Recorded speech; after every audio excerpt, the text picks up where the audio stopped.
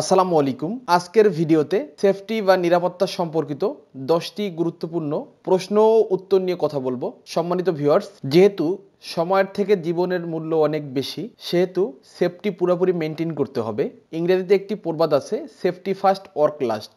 আর কথা না বাড়িয়ে মূল আলোচনায় চলে যাই। 1 নম্বর প্রশ্ন, নিরাপত্তা বলতে কি বোঝায়? উত্তর, কোনো ব্যক্তি বা বস্তুকে ক্ষতিকর ক্রিয়া প্রতিক্রিয়ার হাত থেকে রক্ষা করার জন্য যেসব ব্যবস্থা গ্রহণ করা হয় তাকে নিরাপত্তা বলা হয়। সেফটি শব্দের অর্থ হলো নিরাপত্তা। 2 নম্বর প্রশ্ন, সতর্কতা বলতে কি বোঝায়? উত্তর, নিরাপত্তার প্রয়োজনে যে সকল ব্যবস্থা, পদক্ষেপ এবং কার্যক্রম গ্রহণ করা হয় তাকে সতর্কতা বলা হয়। প্রিকাউশন শব্দের অর্থ হলো সতর্কতা। ইংরেজিতে একটি কথা আছে, প্রিভেনশন ইজ বেটার দ্যান কিউর, অর্থাৎ রোগাক্রান্ত হয়ে সুস্থ হওয়ার চেয়ে রোগ প্রতিরোধ ব্যবস্থা অবলম্বনই উত্তম। সম্মানিত ভিউয়ার্স, তাই আমরা নিরাপত্তা ও সতর্কতা মেনে কাজ করব।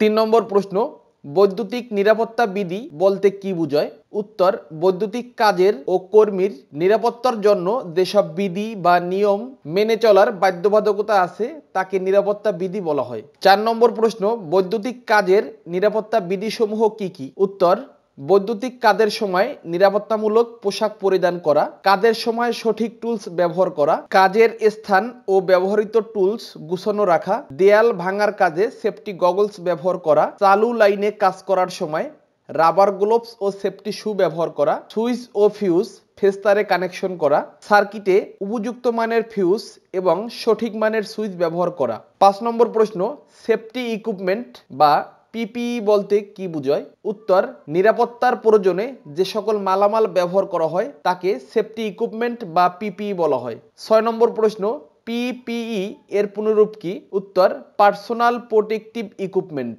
7 নম্বর প্রশ্ন, সেফটি ইকুইপমেন্টের নাম লিখুন। উত্তর, safety headphone, safety goggles, safety helmet, safety mask, safety apron, safety shoes, safety belt, safety hand gloves. এর ভিতরে চালু লাইনে কাজ করতে গেলে আপনাকে অবশ্যই সেফটি হ্যান্ড গ্লোভস ও সেফটি শুজ ব্যবহার করতে হবে। 8 নম্বর প্রশ্ন, প্রাথমিক চিকিৎসা কাকে বলে? উত্তর, আহত মানুষকে হাসপাতালে নেয়ার আগে যে চিকিৎসা বা সেবা দেওয়া হয় তাকে প্রাথমিক চিকিৎসা বলে। 9 নম্বর প্রশ্ন, বৈদ্যুতিক শক বলতে কি বোঝায়? সম্মানিত ভিউয়ার্স, আমরা শর্ট কেউ বলবো না, শব্দটা হবে বৈদ্যুতিক শক। মানবদেহের ভিতরে বিদ্যুৎ প্রবাহের ফলে যে অনুভূতি হয় তাকে বৈদ্যুতিক শক বলা হয়। 10 নম্বর প্রশ্ন, কোনো ব্যক্তি বৈদ্যুতিক শক পেলে কি কি করতে হবে? উত্তর, শক পাওয়া ব্যক্তিকে বিদ্যুতের সংযোগ হতে বিচ্ছিন্ন করতে হবে। সম্মানিত ভিউয়ার্স, সর্বপ্রথম শক পাওয়া ব্যক্তির শরীর থেকে বিদ্যুৎ স্পর্শ ছাড়াতে হবে। আশেপাশে অর্থাৎ নাগালের মধ্যেই যদি মেইন সুইচ থাকে তবে সঙ্গে সঙ্গে তা বন্ধ করতে হবে। যদি সম্ভব না হয় তবে শুকনো কাঠ বা বাঁশ দিয়ে আঘাত করে শকপ্রাপ্ত ব্যক্তিকে সরাতে হবে। যদি তাও সম্ভব না হয় তবে শুকনা রশি বা কাপড় দিয়ে টেনে সরাতে হবে। তবে সাবধান, কোনো ক্রমেই শকপ্রাপ্ত ব্যক্তির হাত বা কোনো অঙ্গ ধরে টেনে সরানোর চেষ্টা করা যাবে না, তাতে উদ্ধারকারীও শকপ্রাপ্ত হবে। শকপ্রাপ্ত ব্যক্তিকে লাইন থেকে বিচ্ছিন্ন করার পরপরই ডাক্তারকে খবর দিতে হবে এবং আহত ব্যক্তির শ্বাসকষ্ট দূর করার অথবা শ্বাস প্রশ্বাস স্বাভাবিক রাখার জন্য কিছু পদ্ধতি অবলম্বন করতে হবে। কৃত্রিম উপায়ে শ্বাস প্রশ্বাস চালানোর পদ্ধতি 3টি। 1 নম্বর, স্কফর পদ্ধতি। শকপ্রাপ্ত ব্যক্তিকে বিদ্যুৎ সংযোগ হতে বিচ্ছিন্ন করার পরপরই উপর করে শুয়ে দিতে হবে। সেবাকারী তার হাঁটুর উপর ভর রেখে 2 হাত রোগীর 2 পার্শ্বের পাঁজরে চাপ দিবে এবং ধীরে ধীরে চাপ কমিয়ে এবং রোগীর উরুর উপরে বসবে।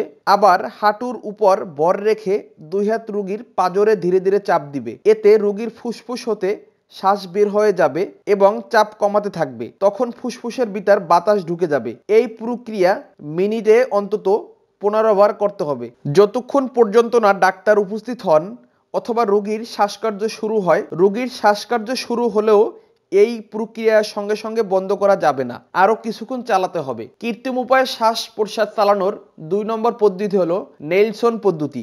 যখন শকপ্রাপ্ত ব্যক্তির সম্মুখ দিকটা অগ্নিদগ্ধ হবে তখন তাকে উপর করে শোয়ানো যায় না, তখন এই পদ্ধতি ব্যবহার করতে হবে। এই পদ্ধতিতে শকপ্রাপ্ত ব্যক্তিকে চিৎ করে শুয়ে ঘাড়ের নিচে একটি বালিশ বা কোনো কাপড় চুপড় ভাঁজ করে দিতে হবে, তাতে রোগীর মাথাটা কিছু ঝুলে থাকে। তারপর সেবাকারী আহত ব্যক্তির মাথার দিকে হাঁটু গিরে বসে রোগীর হাত দুটি বুকের উপর চেপে ধরতে হবে।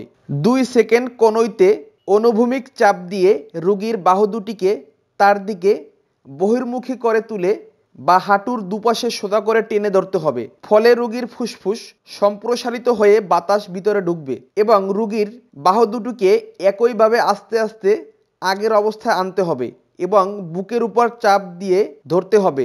ফলে ফুসফুস হতে বাতাস বের হয়ে যাবে। এই প্রক্রিয়া প্রতি মিনিটে 12 থেকে 15 বার চালাতে হবে, যতক্ষণ পর্যন্ত না শ্বাস প্রশ্বাস স্বাভাবিক হয়ে আসে অথবা ডাক্তার উপস্থিত হন। 3 নম্বর পদ্ধতি মুখ থেকে মুখ পদ্ধতি। এই পদ্ধতি নেলসন পদ্ধতির মতোই।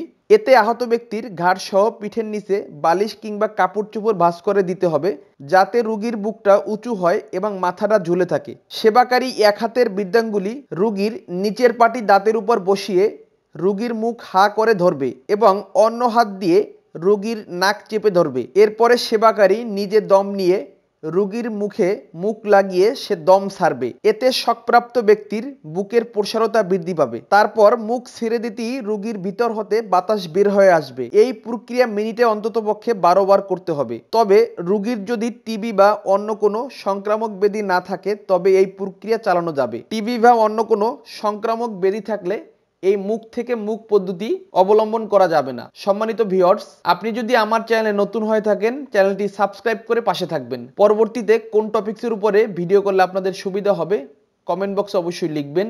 ধন্যবাদ সবাইকে। আসসালামু আলাইকুম।